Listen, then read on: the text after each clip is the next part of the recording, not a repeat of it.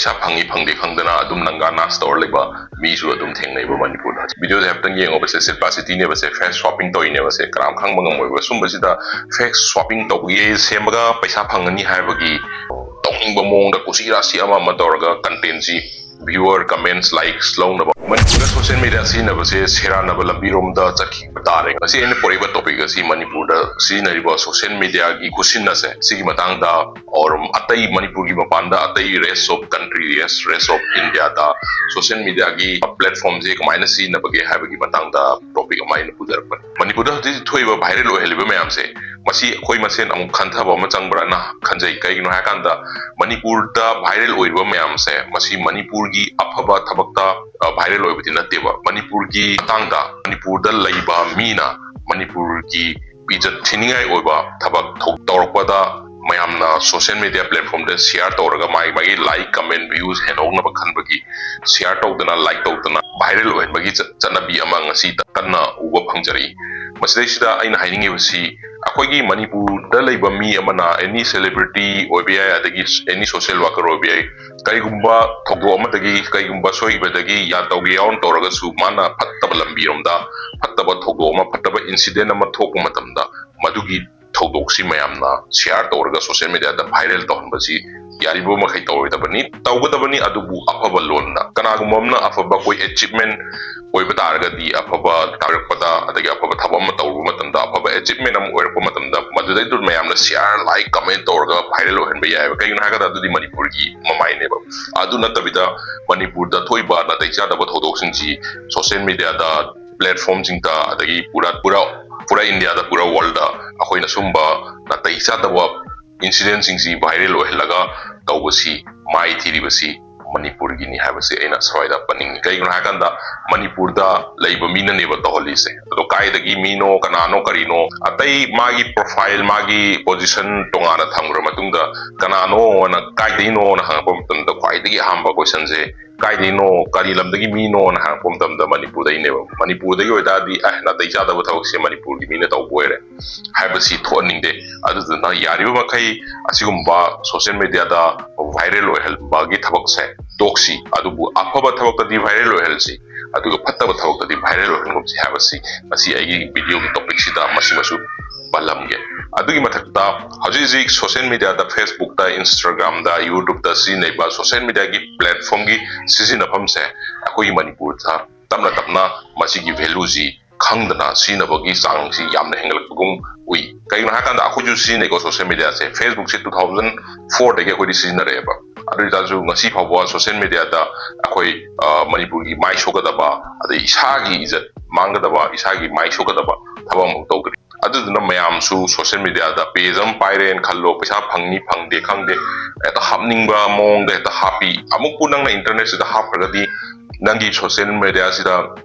upload तौगदी पूरा world wide नंगी link सी नंग वीडियो सी सखिबा यारबने अदुइतादी एनी कंटेंट नम नंग हाको मतमदा मसी पूरा दुनिया न उदोरबनेबा मसी खंगगा इसा इसाना चटकदबने हाबसी आई वाफम से मुसु पंजरम गे स्वाइदा अदुगा सोशल मीडिया दा ngasi पेज सेमगा पैसा फंगनी हाबगी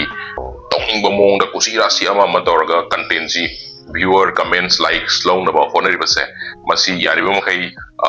खंथरगा यामना प्रोफेशनल ओइबा मोंगदा तौबियु नतबिदा नतैचा दबा मोंगदा सुम तौरगदी इसागी जसु मांगकनी अदुगा समाज की जसु मांगकनी अदुगा मरु ओइना मनपुर की जसु मांगकनी हाबसी आई स्वाइदा पंजरमगे सोशल मीडिया की फेसबुक की पेज अमा हांगो मतमदा मछि सिनफम से यामना कानबा मोंगदा सिनबा याय हाइबा कमाइना सिनगनी हायकंदा सोशल मीडिया की प्रोफाइल अमा या पेज अमा हांगा मतुंदा नंगी एनी कानबा इंफॉर्मेटिव ओइबा नंगी प्रोडक्ट की मार्केटिंग ओइबा नंगी बिजनेस अमा रन तौबुम तमदा मदुगी प्रमोशन तौबा असिगुंबा मयाम सिनबा याय बा अदु नंग एंटरटेनमेंट कंटेंट सेमगे हारगसु नंग एंटरटेनमेंट कंटेंट दो सेम ओबा अदुदैदा यामना समाज सोकदबा और इज्जत सोकदबा इसागी जन मांगदबा थबक्ति तौरुनु हाबदी मसिदैदा अमुकु मांगरबा इज्जत तो अमु हन हलकबा यारोय हाबसी आई स्वाइदा पंजगे कईगुन हाकंदा कंपैरेटिव तौरगा येंगसुको अतै साउथ इंडियन खुदम हाई साउथ इंडियन हाई कईगुन हाकोई बेंगलोर याम कुइन लेपनी साउथ इंडियन की मरमदा खंगबगे एने साउथ इंडिया की कंपैरेटिव तौजबने कईगुन हाकंदा साउथ इंडियन की women's nupising haitare ko moi paiba Facebook singsiga akoi Manipur pairiba ladies singi Facebook accounts comparative tau matamda na taisa daba mathong huktaba content hapagi changde akoi Manipur na yam hengal hiba asida sida manungi oba Manipur da janariba haji social media da yamnan taisa daba thabak mayam su chathariba se asisu atai state tadi uba phangde ha adu Bihar UP somdadi khara dum uba phangani ko asida sida mayam gi kari kamel lagi habsu video sida comment tobiramo Manipur gi ladies or pimsa singna social media da pairabu matungda ija chokadaba thawak tawri mayam se atai dadi tawdeba nong henga bade no inta hawa Facebook sida adum post or leba aduga isa phangi phangde khangdana adum nangana store leba mi su adum thengnai ba Manipur da jik tawri se adu su matakta Manipur da yamna secret oba social media Facebook ki platform da amazu sina riba Facebook ki platform sinarga nupi nupa ano mama ngamba pisang sama ma lokthona bigi policy amsu Manipur da kana chanari hanai hajaningi kai nakanda social media sida mai bagi fake account hang bise haji Manipur da laiba social media gi Facebook especially platform yam sing sida fake account hangaga taisa da bathaba tawgi culture amasum chanak pagum uri masida sida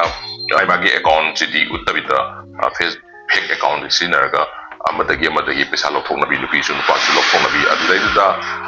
sum hendilagana crime da ontrak pineba so matam se yamna lureba adugi su matakta ngasi AI platform se yamna develop work pagi matungina social media da khogi photo ama hapa matamda yamna saruk manga chama thongna khalla matungda social media da happy kai na hakanda khogi social media gi AI gi platform se sum wangkhlam na akoi face swapping ga na yam chalai se sigi video de haptan yeng obase silpacity ne base face swapping to ine base kram khang mangam oi sum basida face swapping to gi yamna easy oi ba program na lei reba AI sida aduna adom gi photo ma hapa matam sida kana gumomna mathong hukta kana gumomna na taisa ro mong da sine har ga di yam laina sine ba ya ba aduna social media da photo hapa matam da yamna khantharaga happy you have a simsu ai haija hoge aduga social media da personal detail haidare ne gi punsi sida thoiba thawdo khuding adai step khuding nomagi leiba activity khuding mak social media da loina hapagi darkar oidi hamsu ai panjaram gi kai no haganda kana gumba phataba mimna nangi maramda na khangi hargari nang Facebook da changma matamda kana no kari no family kana no kari no loin khangba ngamni nangi total activity loin khangba ngamni ba khudam hakana nangi yumda kana gumba phataba tawge haragasu nangi activity nangi activity singo nomagi no il hapabnina loina khange badai de lai kai jali kai toy loina hapabnina kana gumba adugi khudong chaba loge na khallagasu madudai yam laina khudong chaba lobu ngamgini habase masi masu ai hajaramge to social media si nabda yamna lubani kai kan hakanda pura loima uthokpa gi dagar oi hajani ba social media se ado social media si narga yamna maru oiba useful oiba monda kanaba monda si nabiu habasi asigi video sida ai hajaramge aduga khwaidagi maru oina aina oriba video sida topic sida aina baningi badi Manipur da apaba thabak tawrkanda viral ohelsi thabak tawrkanda viral ohel habasi ai video sida panjaramge thank you